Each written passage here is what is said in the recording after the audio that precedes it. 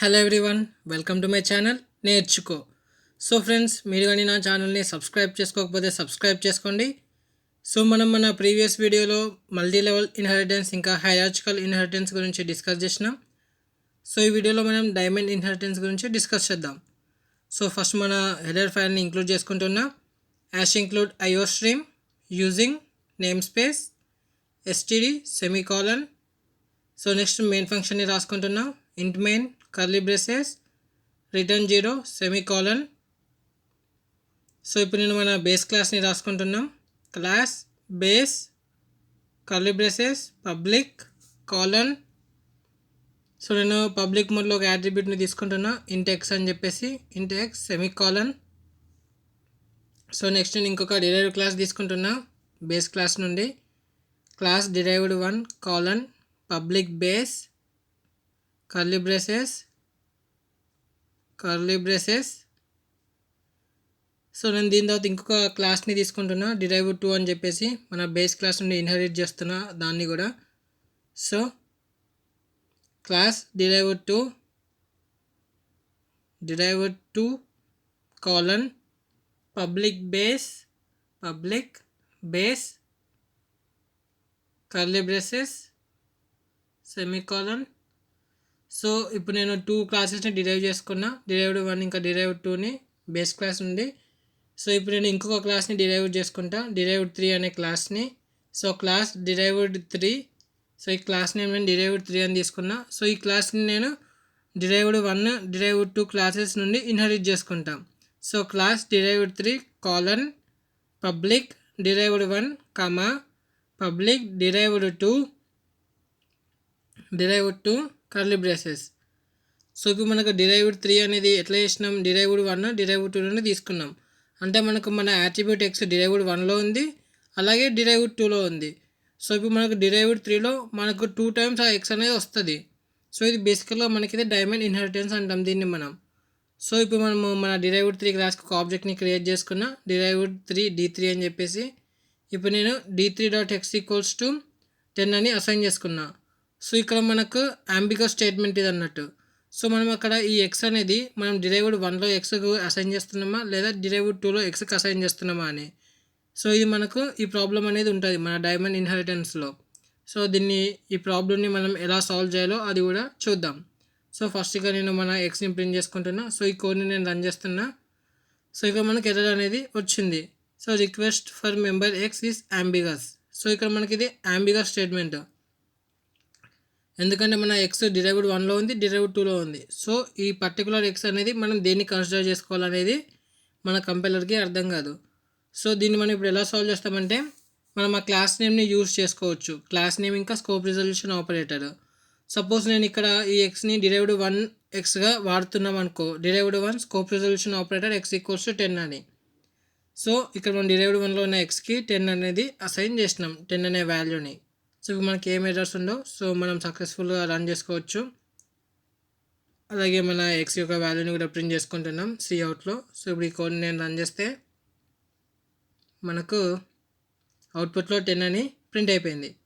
So ఇలా మనకి ambiguous statements ఉన్నప్పుడు మనము ఏ క్లాస్ నుండి అయితే ఆ యాట్రిబ్యూట్ని తీసుకోవాలో ఆ క్లాస్ నేమ్ మెన్షన్ చేస్తే సరిపోతుంది.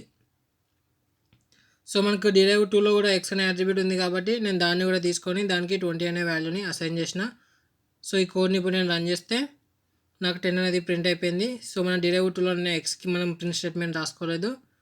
సో దాన్ని కూడా ఇప్పుడు మనం రాసుకుందాం. Derived 2 scope resolution operator colon అన్నట్టు.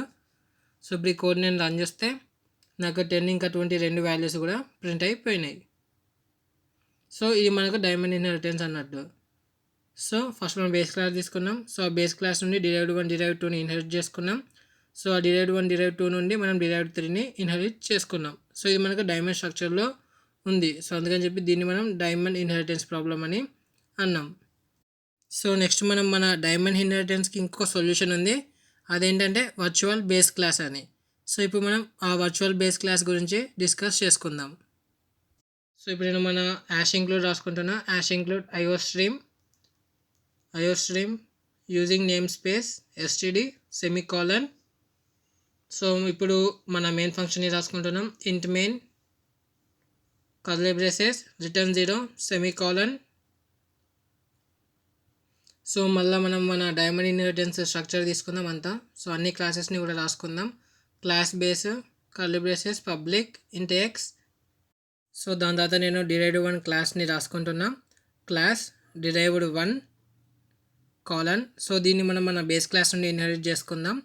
So public virtual base, public virtual base. So ఈ వర్చువల్ మీనింగ్ ఏంటంటే మనకి ఎప్పుడైనా సరే ఏదైనా యాట్రిబ్యూట్స్ రిపీటెడ్గా ఉన్నప్పుడు ఫైనల్గా ఒకటే యాట్రిబ్యూట్ని మనం కన్సిడర్ చేస్తాం. సో ఇప్పుడు ఏంటంటే మనం ఇంకొక క్లాస్ని తీసుకుందాం. Class derived 2 colon public virtual base. So ఇక్కడ కూడా మనం మన బేస్ క్లాస్ని వర్చువల్ ఫార్మాట్లో తీసుకున్నాం. సో దాని తర్వాత ఇప్పుడు మన డిరైవ్డ్ 3 క్లాస్ని తీసుకుందాం. Class derived 3 colon public. So మన డిరైవ్డ్ 3ని మనం డిరైవ్డ్ 1 ఇంకా డిరైవ్డ్ 2 నుండి ఇన్హెరిట్ చేస్తున్నాం. So public derived 1 comma public derived 2 curly braces.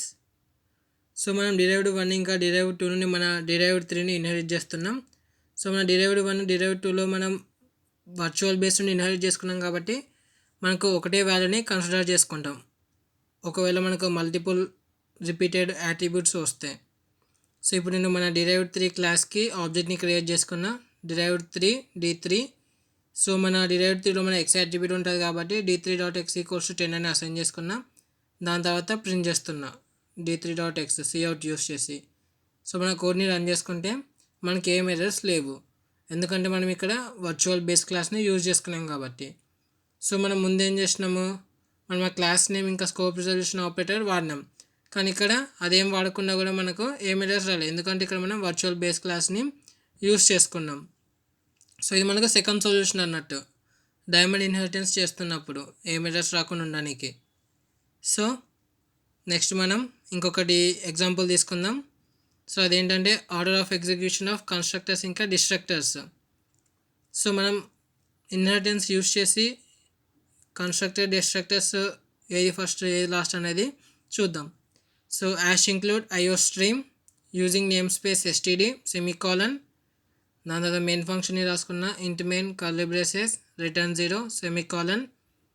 So next నేను బేస్ క్లాస్ని తీసుకుంటున్నా. Class base public. సో నేను పబ్లిక్ మోడ్లో కొన్ని యాట్రిబ్యూట్స్ని తీసుకుంటున్నా. సో ఇక్కడ నేను ఏంటంటే మన బేస్ కన్స్ట్రక్టర్ని తీసుకున్నా. So base cout. సో ఇక్కడ నేను కన్స్ట్రక్టర్ ఎందుకు తీసుకున్నానంటే మనం ఆబ్జెక్ట్ ఎప్పుడు క్రియేట్ చేసినా కూడా మన ఆబ్జెక్ట్ మన కన్స్ట్రక్టర్ని కాల్ చేస్తుంది. సో అలా అందుకని చెప్పి నేను ఇక్కడ కన్స్ట్రక్టర్ తీసుకున్నా. సో మన కన్స్ట్రక్టర్లో నేను ప్రింట్ స్టేట్మెంట్ రాస్తున్నా, బేస్ కన్స్ట్రక్టర్ ఈస్ క్రియేటెడ్ అని చెప్పేసి. cout base constructor is created. So దాని తర్వాత నేను డిస్ట్రక్టర్ని కూడా రాసుకుంటున్నా. సో మన డిస్ట్రక్టర్ని ఇలా రాసుకుంటాం ఈ టిల్డ్ సింబల్ వాడి. సో డిస్ట్రక్టర్ ఏంటంటే మన ఆబ్జెక్ట్ని డిస్ట్రాయ్ చేయడానికి మనం డిస్ట్రక్టర్ యూస్ చేస్తాం. సో ఒకసారి మనం డిస్ట్రక్టర్ని వాడితే మన ఆబ్జెక్ట్ అనేది డిలీట్ అయిపోతుంది. సో మన కన్స్ట్రక్టర్లో బేస్ ఆబ్జెక్ట్ ఈస్ క్రియేటెడ్ అని రాసుకున్నాం, డిస్ట్రక్టర్లో బేస్ ఆబ్జెక్ట్ ఈస్ డిలీటెడ్ అని ప్రింట్ చేసుకుందాం. Base object is destroyed end line semicolon. So మనం ఇప్పుడు ఒక డిరైవ్డ్ క్లాస్ని క్రియేట్ చేసుకుందాం. Class derived 1 colon public base. So నేను ఇప్పుడు మన డిరైవ్డ్ క్లాస్కి కన్స్ట్రక్టర్ని తీసుకున్నా. Derived 1 curly braces. సో నేను ఇప్పుడు ఇక్కడ కన్స్ట్రక్టర్లో మన డిరైవ్డ్ ఆబ్జెక్ట్ క్రియేట్ అయిందని చెప్పి స్టేట్మెంట్ని ప్రింట్ చేస్తున్నా. So cout derived object is created end line semicolon. Derived object is created end line semicolon. So మనం సక్సెస్ఫుల్గా కన్స్ట్రక్టర్లో ప్రింట్ చేసుకుంటున్నాం. సో నెక్స్ట్ మనం మన డిస్ట్రక్టర్ని కూడా రాసుకుందాం.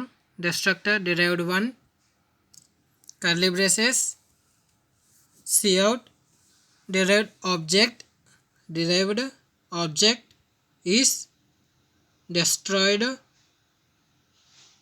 Double quote end line semicolon. So మనం మన డిరైవ్డ్ ఆబ్జెక్ట్ యొక్క డిస్ట్రక్టర్ని కూడా రాసుకున్నాం. సో నెక్స్ట్ మనం మన మెయిన్ ఫంక్షన్లో మన డిరైవ్డ్ క్లాస్కి ఆబ్జెక్ట్స్ని క్రియేట్ చేసుకుందాం. So derived 1 d1. సో నేను డిరైవ్డ్ 1 క్లాస్కి ఆబ్జెక్ట్ని క్రియేట్ చేసిన d1 అని. సో ఇప్పుడు ఈ కోడ్ని నేను రన్ చేస్తున్నా.